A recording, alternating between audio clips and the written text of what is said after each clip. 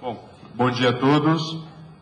Vamos dar início a mais um dia do nosso seminário internacional. Os BRICS e a reforma da governança econômica global, organizado pelo BRICS Policy Center, vinculado à PUC-Rio. Meu nome é Fabiano Mionichuk, eu sou professor da PUC de Relações Internacionais, coordenador de pesquisa do BRICS Policy Center. Eu tenho a honra de apresentar para vocês o professor José Flávio Sombra Saraiva, professor titular da UNB e atual diretor da Associação Brasileira de Relações Internacionais, o professor João Pontes Nogueira, diretor do Instituto de Relações Internacionais da PUC-Rio e supervisor-geral do BRICS Policy Center, e a professora Mônica Hess, professora aqui da PUC-Rio também de Relações Internacionais. A nossa mesa é intitulada Os BRICS e a Política Internacional. Eu vou conferir 20 minutos para cada um dos apresentadores, o professor José Flávio Sombra Saraiva e o professor João Nogueira. Adiantando, já que a professora Flávia Campos Melo não pôde vir por motivos de saúde. E depois eu passo a palavra para a professora Mônica para fazer alguns comentários e abro para o auditório fazer as suas perguntas. Professor José Flávio. Muito bom dia a todos. As generosas palavras de Fabiano Mionichuk, não sei como é que pronuncia isso. Querido amigo, diretor do Instituto de Relações Internacionais, PUC do Rio, nosso João Pontes Nogueira. Não vou falar de Ascioli, porque eu falaria das oligarquias cearenses de onde nasci, de Nogueira Ascioli, mas ele não gosta. Minha querida Mônica Hess, a todos e a todas aqui presentes, os colegas do BRICS, de outros países, já vi ali amigos da África do Sul, e os que por aqui passaram. Uma primeira mensagem de felicitação, que é o fato de vincular-se ao longo dessa semana um projeto da cidade do Rio de Janeiro com um projeto do Instituto de Relações Internacionais da PUC do Rio. São essas parcerias, são essas convergências de interesses, de internacionalização, não apenas no plano da gerência do Estado Nacional, da política externa ou dos empresários, mas também internacionalização a partir de nossas cidades, de grandes cidades, de capitais e metrópoles, a internacionalização do debate internacional do Brasil. E o locus é, naturalmente, experiências como essa que aqui se inaugura com a formação do Centro de Estudo e Pesquisa do BRICS. Felicitá-los pela engenharia do projeto e por uma semana de trabalho, que se estende e que imagino chegar para o exercício da quinta-feira. Já é arriscado, porque pode ser que quase tudo já tenha sido dito e debatido, e perdi a oportunidade de ouvir os outros. No entanto, o desafio é a política internacional dos BRICS, já que os dias anteriores trataram, em grande medida, da dimensão econômica, da governança global, campo econômico, financeiro, comercial e cambial, como soube. Portanto, organizo a minha contribuição em forma de perguntas, debates, que certamente serão ampliados pelas contribuições dos dois colegas, mas há um argumento central que gostaria de defender e apresentar.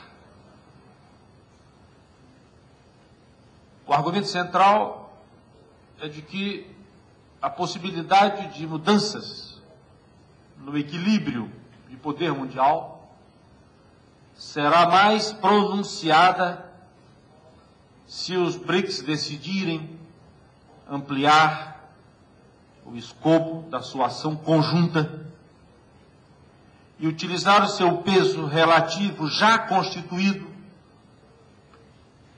na crise econômica, do capitalismo global dos 2008 para cá, e as oportunidades que aí apareceram para agregar peso crescente e relativo na cena mundial para formar e reformar instituições de governança global. Não mais apenas no campo restritivo, financeiro, cambial, comercial ou bilateral, os membros dos países do grupo dos BRICS, mas na reforma de instituições, normas da governança global. Esse é, portanto, um argumento positivo e otimista das perspectivas do grupo dos BRICS possuírem capacidade crescente de agir sobre a governança, mais do que apenas reagirem na governança. Alto lá, no argumento central, isso não está conferido como uma lei divina e nem por determinações automáticas da elevação do padrão econômico à capacidade de intervenção nos temas globais. Há um longo caminho que pode ser abreviado com responsabilidade, com identificação de diferenças e convergências desses mesmos países na construção de uma agenda internacional voltada para a dimensão mais sincrética do sistema internacional e menos impositiva por um regramento que temos desde o fim da Segunda Guerra Mundial, não profundamente reformada com o fim da Guerra Fria. Segundo argumento central,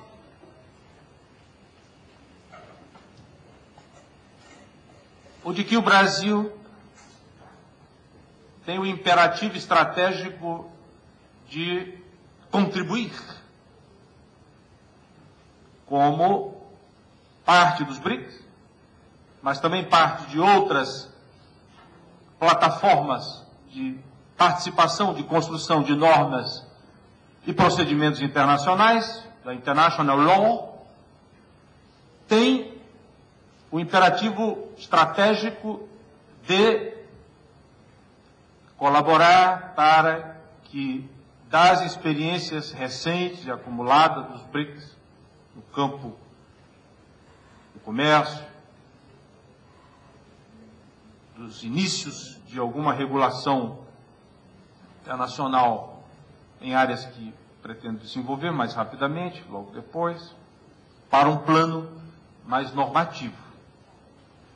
E que se o IBAS é uma via de diálogo e cooperação de democracias ao sul,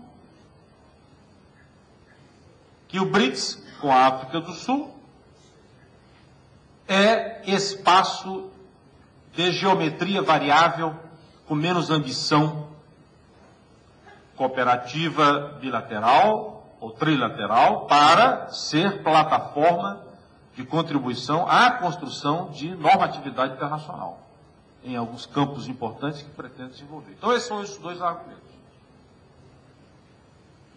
Vou, então, desenvolver esses argumentos em torno de 4 problemas e exemplos, e depois uma conclusão. Começaria com o artigo de Paul Krugman, para concordar com ele, na terça-feira, no New York Times, com o seu artigo Inflation and Economic Hooliganism. Para lembrar que o 2011 é a década do acrônimo inventado no sistema financeiro, com uma sigla estranha, criticada pelas loucuras do professor O'Neill, e nos reunimos na PUC-Rio a tratar de uma instituição, não instituição, mas uma plataforma já constituída em forma de grupo, de coalizão, que teve sua primeira reunião de cúpula em Ekaterimburgo, em 2009, e veio à China em 2011. Uma coisa que só tem 2 anos de institucionalização como grupo organizado com procedimentos internos. Se olharmos isso, que não é nada na história, uma década, e muito menos na história econômica, e muito pouco para falar de governança global, no plano político em especial, o acrônimo morreu e nasceu a instituição. Então, há uma plataforma crescente que agregou na década, sobretudo de 2008 para cá, junto à sua institucionalização, uma enorme capacidade de mitigação de efeitos de crise globais. Então, isso já é um sucesso e já é uma grande contribuição a aspectos de construção normativa, sobretudo nas saídas às crises do capitalismo global, pós, digamos, liberalismo desenfreado. Cada um classifica como desejar. Mas, enfim, o que diz o nosso querido Paul Krugman? Sobretudo, o fato de que o campo estratégico econômico, que já foi debatido aqui, mas quero partir dele para depois a política, ancora, em alguma medida, em uma reação histórica nos últimos 20 anos, ou 25 anos, de onde emergem os BRICS, contra o que diz Paul Krugman, emerging economies which never had the luxury of the complacency. Portanto, não tiveram o luxo da complacência com as medidas fiscais, com o descontrole das alavancagens e da desorganização do sistema financeiro. E as gastanças incomensuráveis de um consumo endividado das classes consumidoras das grandes economias. Não estou dizendo eu, estou dizendo que o homem disse, que é relativamente respeitado, né? Prêmio Nobel de Economia, etc. E o que diz nesse mesmo artigo sobre esses BRICS que estamos aqui em discussão? Emerging nations, and in particular the BRICS, have followed a very different trajectory, which means resiliência, cautela depois das crises de 94, tequila, asiáticas de 97, 98, russa, Argentina de 2001, 2002, reduções de vulnerabilidades, movimento para as reservas, economias em expansão. Portanto, com Paul Krugman, diria que há uma brecha importante para um acrescento de capacidade política de governança global do grupo, voltando a Krugman, so it's a mixed up, crazy world.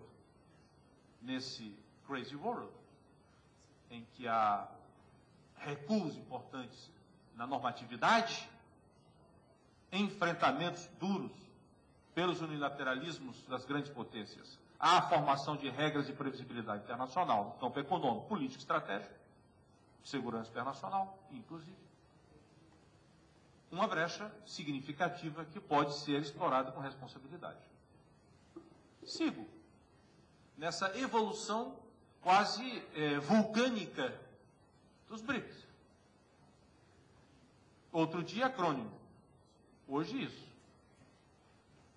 Terça-feira, 17 de maio. Hoje é